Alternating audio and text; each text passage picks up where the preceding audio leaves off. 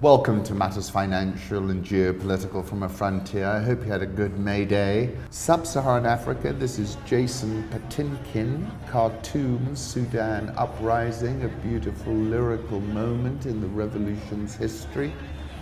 Here's a list of sub-Saharan African countries and their credit ratings from Fitch. Take a look, that's from Paul Wallace. None of them is investment grade, though South Africa still has one such rating from Moody's. Botswana and Mauritius have investment grade ratings from Moody's and S&P, but they haven't ever issued Eurobonds.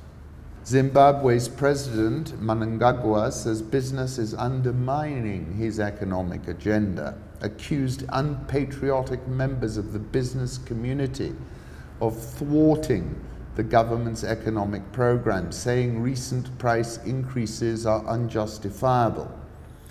Inflation has accelerated to 67% in March. It's got shortages of bread, fuel, and foreign currency. My government will not stand by and leave workers and the generality of our people at the mercy of a small group with rent-seeking, profiteering tendencies. This is not a good sign at all. The RTGS traded at 3.26 to the dollar on the interbank market yesterday. The black market rate is 4.61. Tendai Biti at the end of February, when I was writing about Zimbabwe, was predicting a 6 to 8 range. I think he's correct. The government was expecting it to appreciate to 2.5, which I termed Hail Mary economics.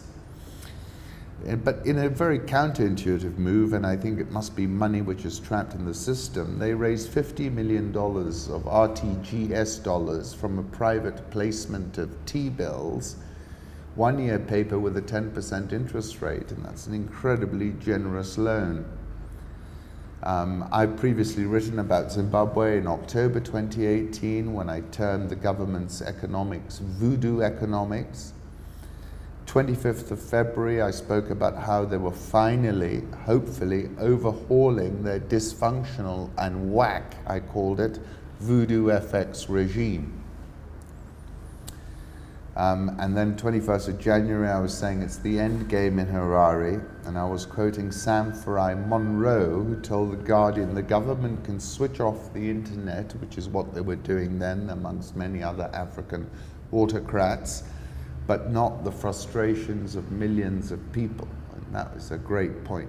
IMF says discussions with Zambia were frank and collaborative. GDP growth to slow from 3.7% in 2018 to 2.3% in 2019, talking of a drought and that impacting agriculture.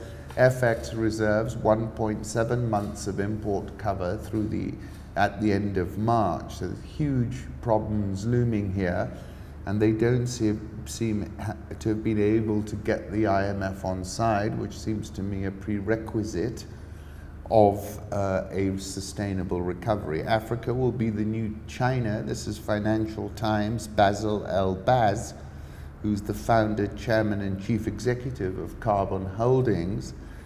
He says, I'd like to make a prediction. It's a bold one.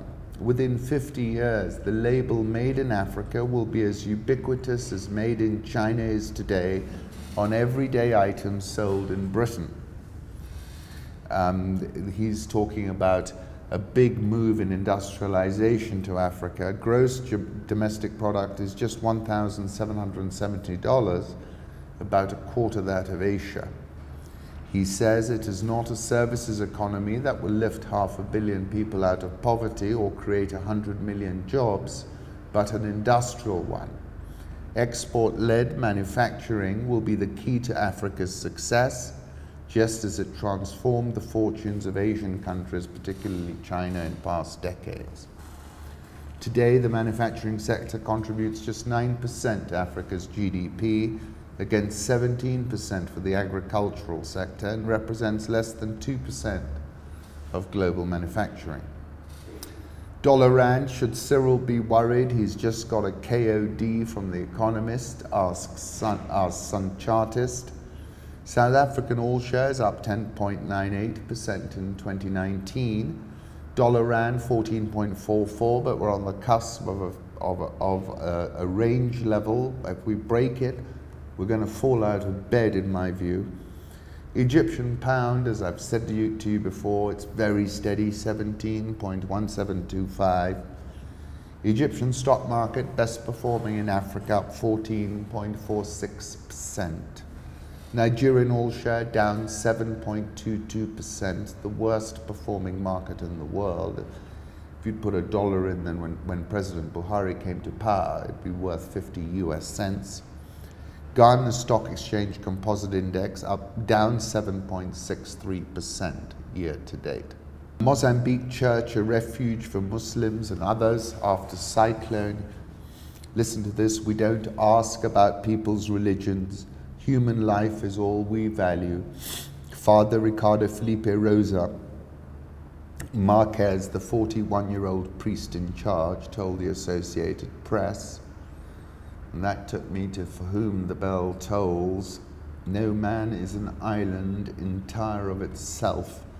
Each is a piece of the continent, a part of the main. If a clod be washed away by the sea, Europe is the less, as well as if a promontory were, as well as if a manor of thine own or of thine friends were.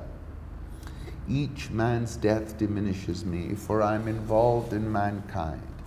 Therefore send not to know for whom the bell tolls, it tolls for thee. As I said before, weather tail risk is seriously elevated on a near-term, medium-term and long-term basis. And in a very non-linear outcome, Africa has 18 of the 20 most climate-affected countries. Here is a video of the destruction caused by Cyclone Kenneth from DW News. They flew over some completely destroyed villages and had a short stop on Ibo Island.